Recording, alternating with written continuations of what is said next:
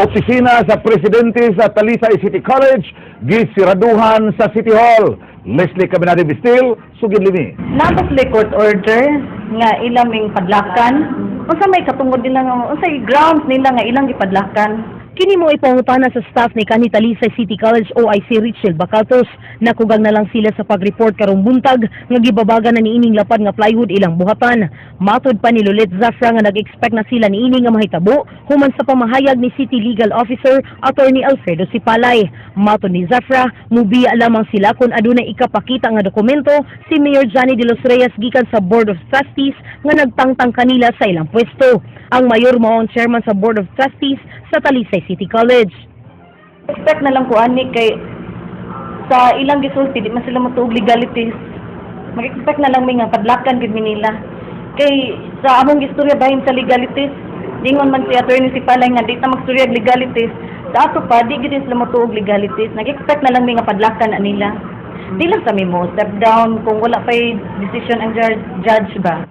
Mato ni Attorney Alfredo Sipalay, ilang gisira ng opisina nga giokupar ni Bacaltos aron dili matandog ang mga papilis sa kolehiyo, hilabi na ni adto mga estudyante nga mo graduate. Nga mo padayon dili man masira no ang TCC. Bisag mawa si Richel Bacaltos.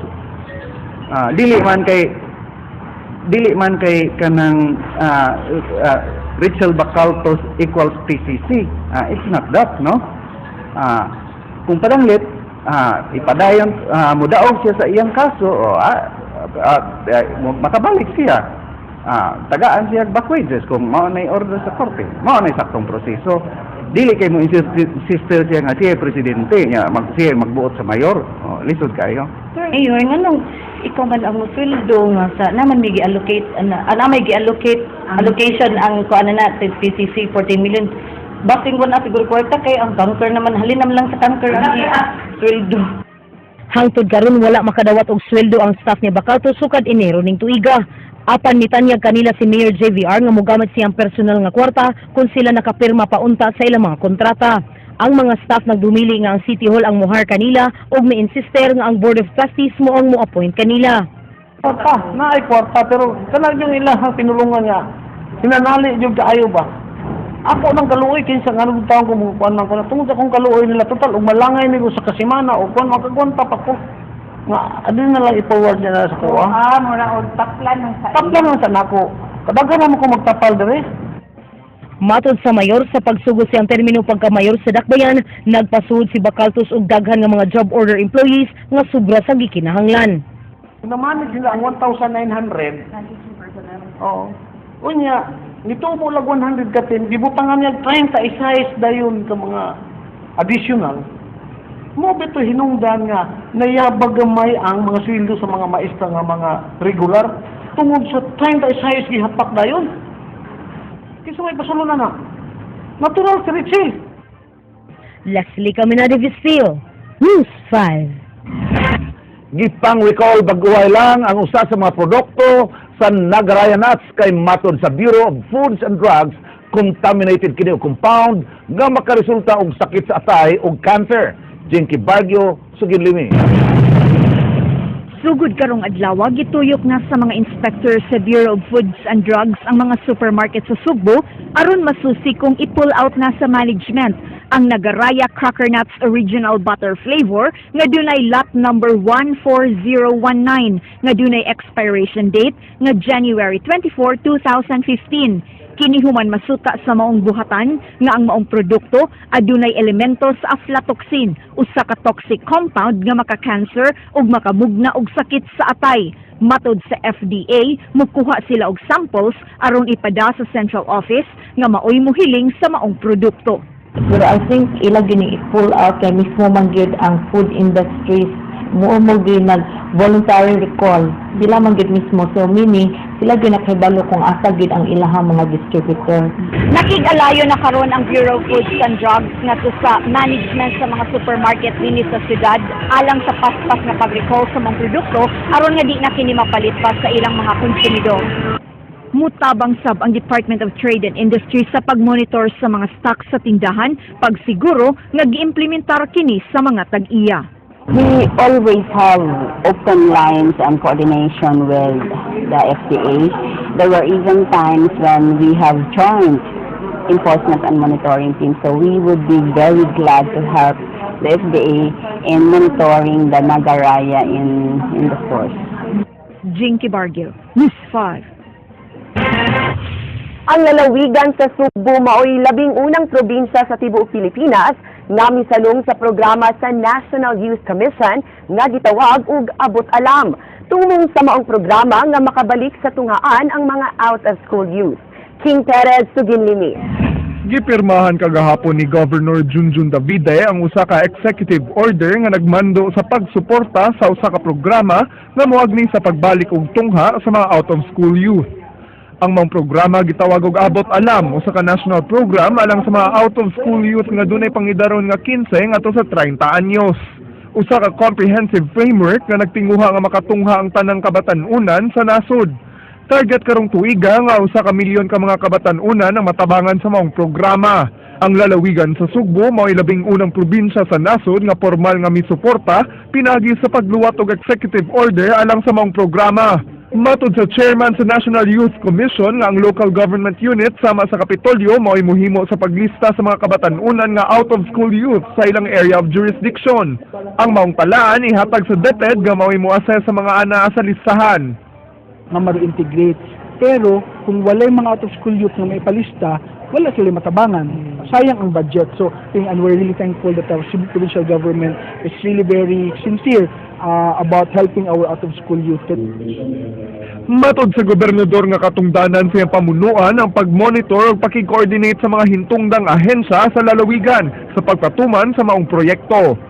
Ang ato ini is to make sure na kining Abot Alam program sa national government is implemented, and we will coordinate as well with the cities, municipalities, and barangays. King Perez, News 5.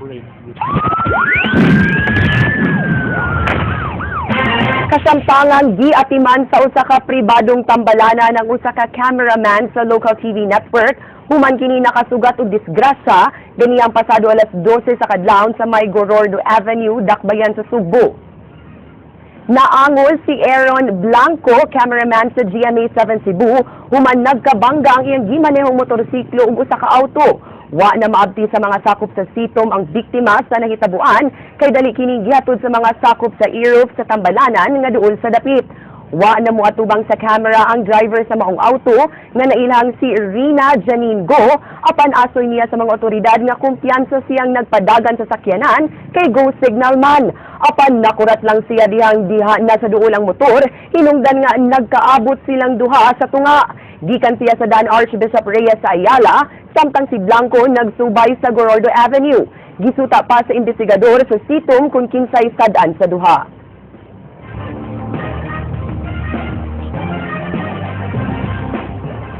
Wa madayon og larga padung sa Dakbayan sa Ormoc ang tigbantay ug manok human kini makuhai og armas ug marijuana sa pantalan.